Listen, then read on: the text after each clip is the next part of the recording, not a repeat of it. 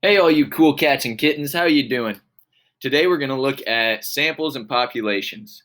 So, a couple things that we need to note about samples and populations. First, they're fairly self-explanatory. It's kind of exactly what it talks about or sounds like. So, a sample is going to be part of your population.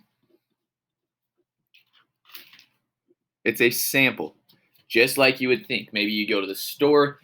Let's say you're walking through Walmart and it's a sample day.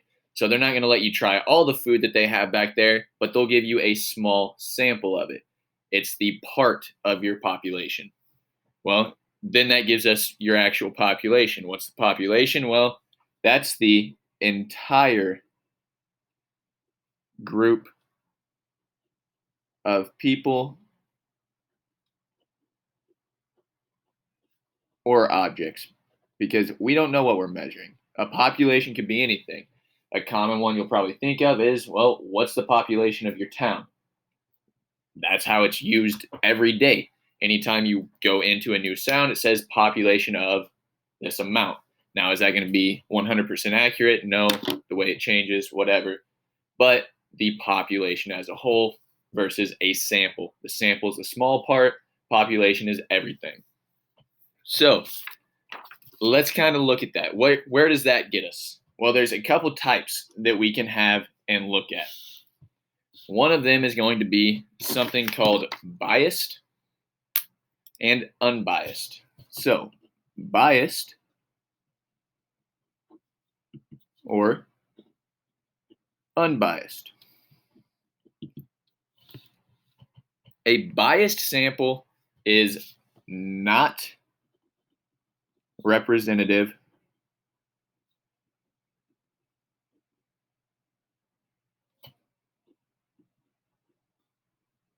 of a population.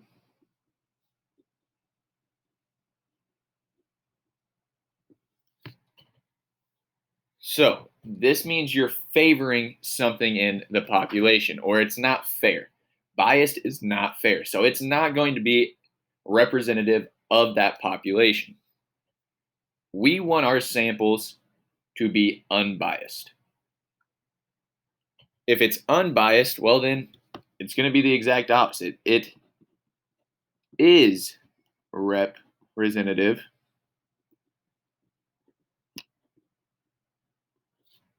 of the population.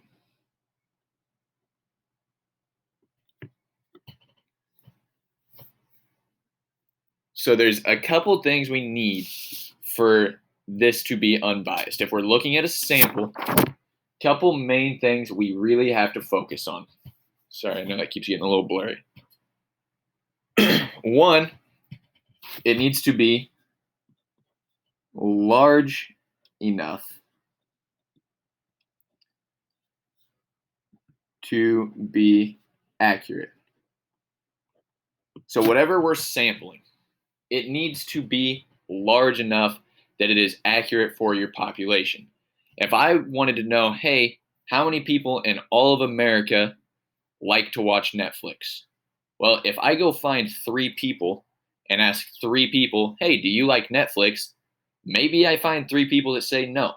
Is that accurate or is that representative of all of America? No, you didn't ask enough people. So that's the first one. It has to be large enough to be accurate.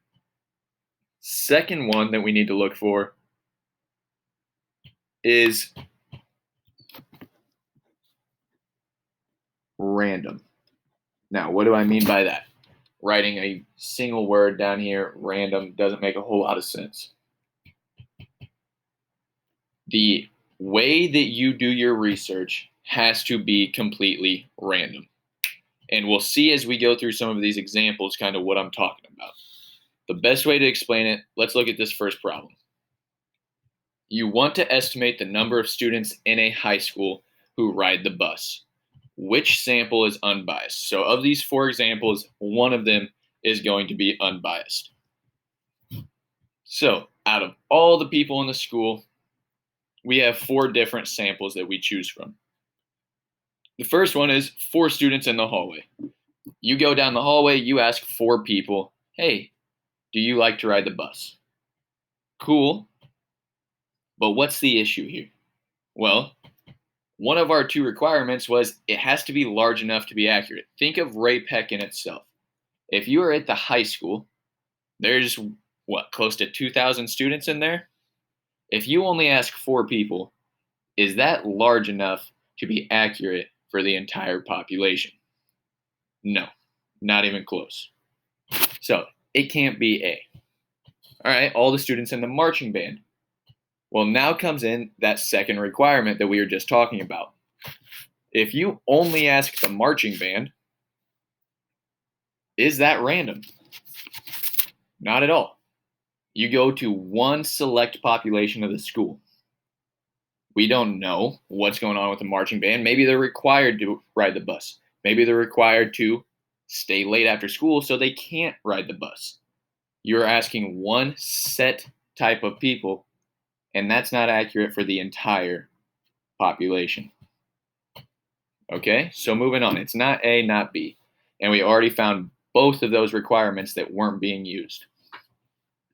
This one, again, was too small. We didn't ask enough people. This one's not random. You went specifically to the marching band. Part C, 50 seniors at random. Okay, well, it says at random, but there's an issue here. Think very closely about that. 50 seniors. Well, once again, aren't you only selecting a certain type of student in that school? And even more specifically, if you're a senior, what are the odds that you do ride a bus? By then, you're 17 or 18 years old. Chances are you're no longer riding the bus. And that's not going to be very accurate for the entire school. So it might say it was at random because the seniors you chose truly were random. But based off the entire population, is that very accurate? And no, it's not. So A, B, and C can be written off. 100 random students at lunch. Well, in high school at lunch, you eat with anyone and everyone. So if you walk around and find 100 random students, now are you going to get all different types of students, all years, all ages, doing who knows what? Now it's completely random. This one would be your completely unbiased sample. All right, let's try one more. You want to estimate the number of 8th grade, yes, that's 8th grade students in your school. Consider it, let's start over. You want to estimate the number of 8th grade students in your school who consider it relaxing to listen to music. You randomly survey 15 members of the band. Your friend goes and surveys every 5th student whose name appears on an alphabetical list of 8th graders. Which sample is unbiased? Explain. Well, let's break this apart a little bit. So, they consider it relaxing. Consider music relaxing. So you go and survey 15 members of the band. All right, 15 for an entire 8th grade class. Well, our 8th grade class was a few hundred, couple hundred. That's maybe not big enough. You could make that argument. But let's say it is. Let's say, okay, we're fine with it being 15. There's another issue with this. 15 members of the band. Well, what are the odds that people in band enjoy music? That in itself right there is biased. You're selecting one set group of people, not being random. Your friend, however, surveys every 5th student whose name appears on an alphabetical list of 8th graders. So this one pulls a complete list of all the kids that are in that 8th grade class, goes 1, 2, 3, 4, 5, I pick you. 1, 2, 3, 4, 5, I pick you. Well, is that completely random? Are we going to cover all groups of people? And 1 out of 5, well, it's about 20%. That's a decent amount for your sample size. So, who's going to be unbiased in this case? Well, that would be your friend.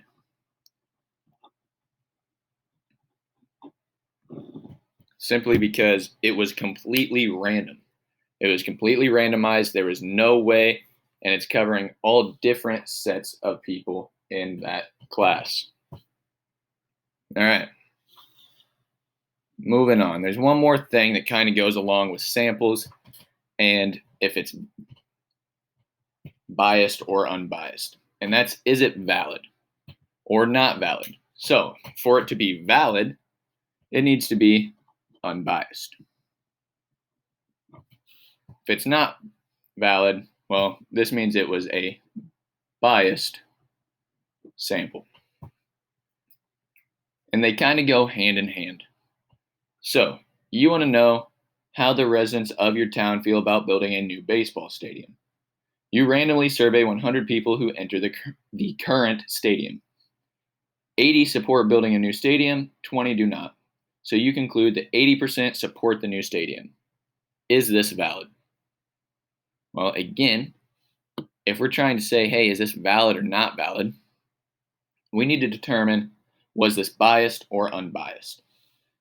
So we're talking about building a new stadium, so you go survey 100 people who are entering the current stadium. Does that seem biased or unbiased to you? And think about this from a logical standpoint. If you're standing at the current baseball stadium, chances are those people like baseball. And if you like baseball, you're going to want a nice and new stadium. You're once again choosing one set of people who like baseball. Is that random? No. The people who are showing up at the games probably is a little bit biased to wanting the newest, nicest stadium compared to the entire population. So, if this is biased, would this be a very valid survey that we just took or sample that we took? And no, it's not, because it is a biased sample. All right, so that's kind of the opening to this. Biased, unbiased, valid, not valid. Again, they go hand in hand. And it's really just a reasoning, which, to review, the two things you need has to be completely random. It also needs to be large enough to be accurate. So what can we do with this stuff? Once we determine, hey, is this accurate? Is it valid? Was this unbiased? Well, in order to do that, we can now make predictions. So if it is valid,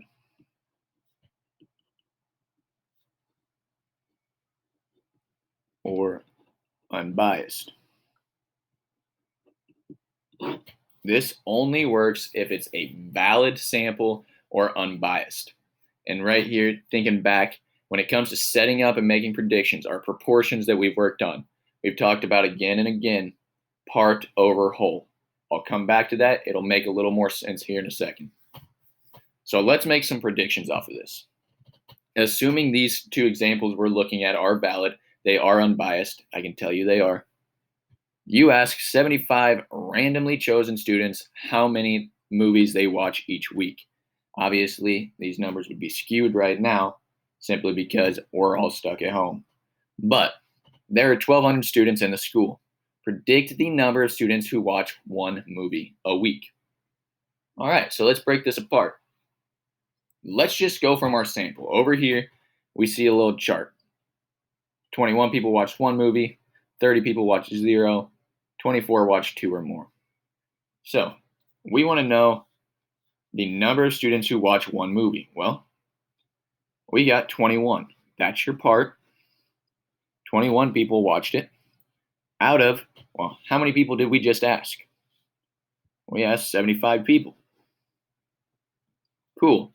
This is where our part over whole equals part over whole is going to come back into play. So, part over whole, well, this right here is your sample. And if we're going to make a prediction, let's set that equal. Well, right here, we know there's 1,200 1,200 total students in that school. So, is that going to be your part or is that going to be your whole? Well, we know there's 1,200 people total in that school, so that's the whole. Now, we want to know how many of them will watch one movie. We don't know.